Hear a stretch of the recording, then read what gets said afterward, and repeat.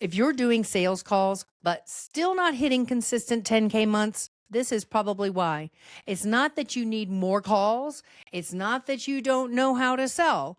It's that most of what's slowing your sales down is happening before you ever get on the call. And that's why it feels like you're constantly working without actually getting ahead.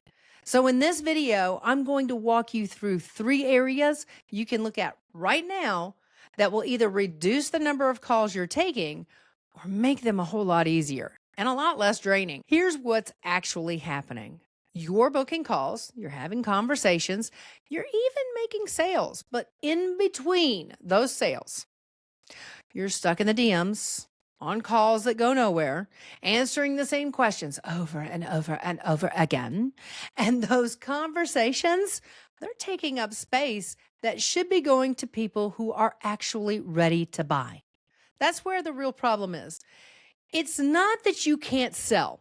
It's that your calls are doing way more work than they should be. So the first thing you need to look at is this. Your sales calls are doing way too much work, but not for the reason most people think. It's not just that you're explaining too much on the call, it's that you've trained your audience to expect it. Because what a lot of people do in their content, in their posts, in networking, in speaking, is they feel like they have to teach everything. They feel like they have to give more and more value and walk people through the entire process. I saw this with one of my clients who was a speaker. He was getting on stages and getting great feedback. I mean, people were telling him things like, this was absolutely amazing. It was super helpful. It felt like a 3-day seminar in one day. You gave us so much value. And on the surface, that sounds like a win. And he came back pumped, but I always give you the good and the bad because we always want to make it better. And what I told him is you didn't give them clarity. You overwhelmed them because now they walk away feeling like they have everything. But when they actually sit down to implement, it's too much and they don't move. And this is the part most people don't realize. You over-explain, you over-deliver, and you turn the conversation into another teaching session instead of a decision. And that's not actually value, that's over-delivery. And we all do it, so let's not beat ourselves up about it. Here's where the real value is. It's in meeting someone where they are and giving them exactly what they need to take the next step. Because if your audience doesn't clearly understand what you do, who it's for, and what needs to be in place before they work with you, you're always going to be stuck explaining it. And when that's not clear before the call ends up doing all of the work, when really it should just be confirming what's already clear. The second thing to look at is how you're actually bringing people into those calls, because a lot of people are just saying, book a call, and then taking anyone who shows up. And that's where the real problem starts, because now you're getting on calls with people who aren't ready, aren't a fit, or were never going to buy in the first place. And you're having conversations that were never meant to convert. That's not a sales issue, that's a filtering issue. I lived this early on. I was taking pretty much anyone who would book a call, and that's completely normal. I get it. But people were showing up late and rescheduling, getting on the call and realizing they weren't even close to ready. And it was frustrating because I kept having the same conversations and none of them were going anywhere. So I changed it. I started filtering before anyone got on my calendar, and the calls got shorter, easier, and a lot more likely to convert. But the bigger shift was how I handled the people who weren't a fit yet. Instead of trying to push the sale, I'd tell them straight, here's what needs to be in place first. Here's where you actually need to start. Because if those pieces aren't there, you're not going to get the full value anyway.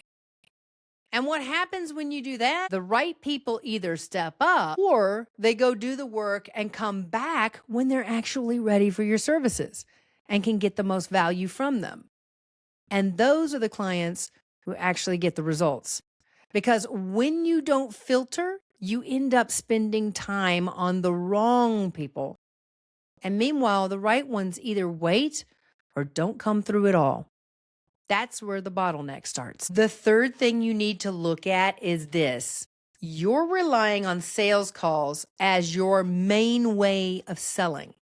So every sale depends on you getting on a call, having the conversation, and hoping it converts.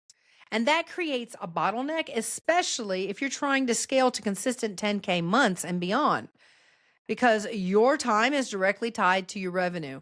And there's only so many calls you can take before you hit a ceiling. I had a client ask me this directly, and oh my gosh, I felt him so hard because we all ask this question at some point. Do I really have to keep doing all these sales calls? And the answer wasn't just yes or no in his situation. What it came down to was what actually needed to happen before someone became a client. Because in his case, he was working with professionals who had to meet a very specific standard. So the call wasn't there to sell. It was there to confirm they were actually a fit and that he could actually get them a result. And once we got clear on that, the focus shifted to make sure the right people were getting on those calls in the first place.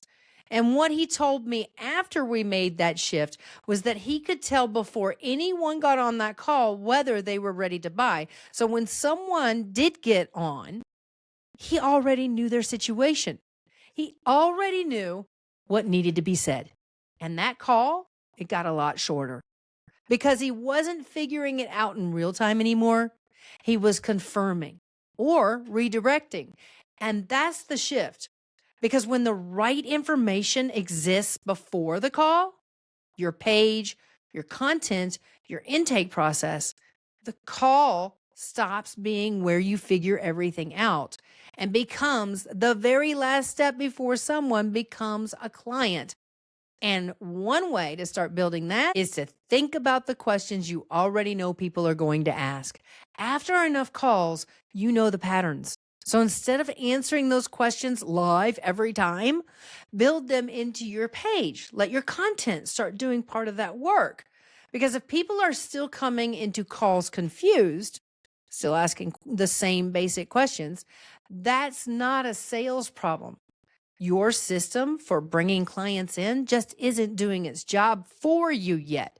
And when you fix that, you don't just reduce the number of calls you're taking, you remove the bottleneck that's been slowing everything down. And that's what actually allows you to scale your business. So the calls aren't the problem. It's everything that's supposed to happen before them. If you're ready to fix that, that's exactly what we do inside my Cash and Clients Without Chaos program and services. We diagnose your business, map out what actually needs to change, and implement it together so you can create consistent revenue and scale toward 10K months and beyond without the chaos. And if you want to start with the diagnosis and implement it on your own, the blueprint gives you exactly that. Both are linked below.